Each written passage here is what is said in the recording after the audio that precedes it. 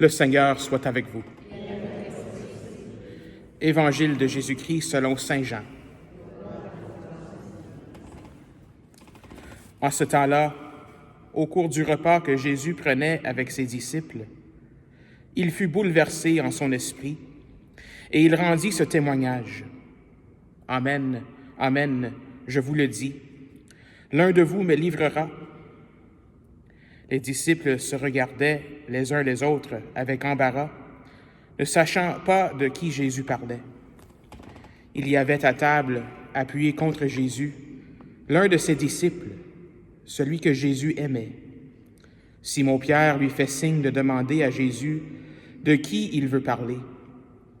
Le disciple se penche donc sur la poitrine de Jésus et lui dit, « Seigneur, qui est-ce » Jésus lui répond, « C'est celui à qui je donnerai la bouchée que je vais tremper dans le plat. » Il trempe la bouchée et la donna à Judas, fils de Simon l'Iscariote.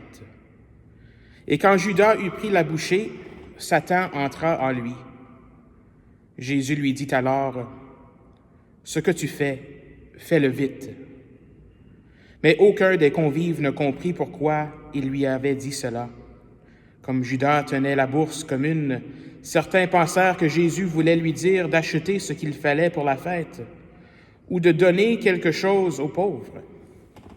Jésus prit donc la bouchée et sortit aussitôt.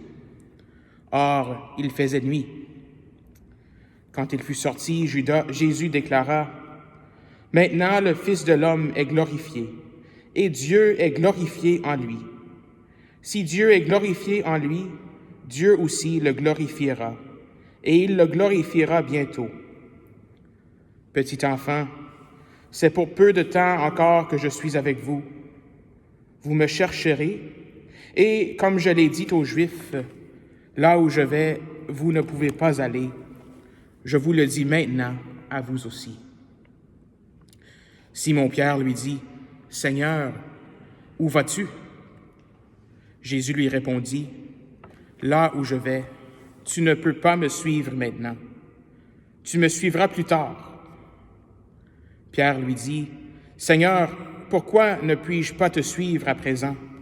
Je donnerai ma vie pour toi. » Jésus réplique, « Tu donneras ta vie pour moi? Amen, amen, je te le dis. Le coq ne chantera pas avant que tu m'aies renié 3 fois. » Acclamons la parole de Dieu.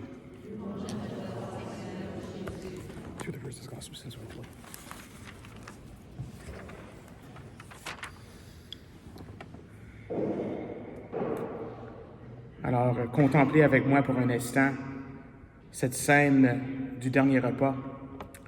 Et nous avons une image de cela dans notre cathédrale. En fait, si vous regardez à l'hôtel du Sacré-Cœur, il y a quelqu'un qui a changé, je pense, une lumière la semaine passée quand j'étais pas autour, mais c'est beaucoup plus brillant, si on peut dire ça.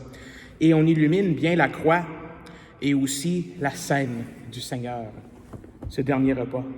C'est plus facile pour vous autres de le voir si vous êtes à ma droite ici, là, mais en tout cas, vous pourriez faire un tour après. Mais si vous regardez à cela, c'est Jésus, au cours de son repas, avec les 12. Et si on regarde ce qui est écrit dans l'Évangile aujourd'hui, 11 des 12 vont le renier. 11 des 12 vont le rejeter, vont le trahir. Il y en a un qui reste fidèle, ça c'est Jean, le disciple qu'il aimait. Jean était à la croix, mais Judas le trahit. Pierre aussi va le renier. Donc, c'est comme une trahison. C'est pas comme le même niveau de trahison, si on veut, mais quand même, 11 des 12 l'ont quitté. Mais si on regarde un peu plus près, dans cette image-là, c'est ce qui m'a frappé, c'est que les 11 des disciples ont leurs yeux fixés sur le Christ à ce repas-là. 11 des 12. Le seul qui regarde l'autre côté, qui ne regarde pas vers Jésus, c'est Judas. Ça, c'est ce que l'artiste Louis-Philippe Hébert a capté. Donc, il y en a 11, donc, incluant Simon-Pierre et les autres qui vont fuir. Il regarde Jésus, mais il y en a un qui tourne de l'autre bord. Il a arrêté de regarder le Christ. Vous savez, Judas, il aurait pu demander le pardon du Christ. Hein? Il aurait pu dire, « Seigneur, je m'excuse, j'ai fait ceci, pardonne-moi. » Il aurait pu faire ça. Mais il n'a pas fait ça. Pierre, lui, fera ça. Mais Judas, lui, n'a pas fait cela. Tu sais, il a perdu espoir, si on veut. Il a perdu l'espérance en le Christ. Donc, c'est pour ça qu'il est retourné de l'autre bord. Et il a fait son choix. Et c'est la même chose pour nous autres. Hein? Nous, des fois, on le trahit, on le renie par nos péchés, par nos manquements. Mais ce qui est important, c'est de toujours garder nos yeux fixés sur le Christ, qui est notre espérance. C'est ça que le psaume nous dit. Le Seigneur est notre espérance. C'est ça que j'ai entendu, en tout cas. J'essaie de me voir, Seigneur, mon Dieu, tu es mon espérance. Judas, lui, quand il est retourné de l'autre bord, il a perdu cette espérance-là, cette espérance même pour la vie, et il s'est pendu. Mais les autres, eux, même avec leurs péchés, ils ont gardé leurs yeux fixés sur le Christ.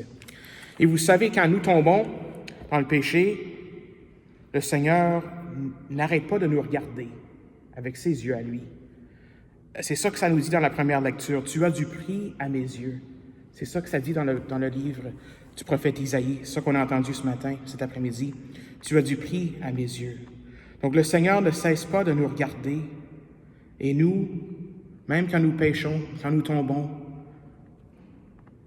que nous puissions avoir aujourd'hui ce réflexe de jamais se retourner la figure du Christ, de toujours lui regarder, même quand nous tombons, parce que c'est ça qui va nous donner la vie. C'est le Christ qui va nous donner la vie. C'est lui le chemin, la vérité et la vie. C'est lui notre espérance.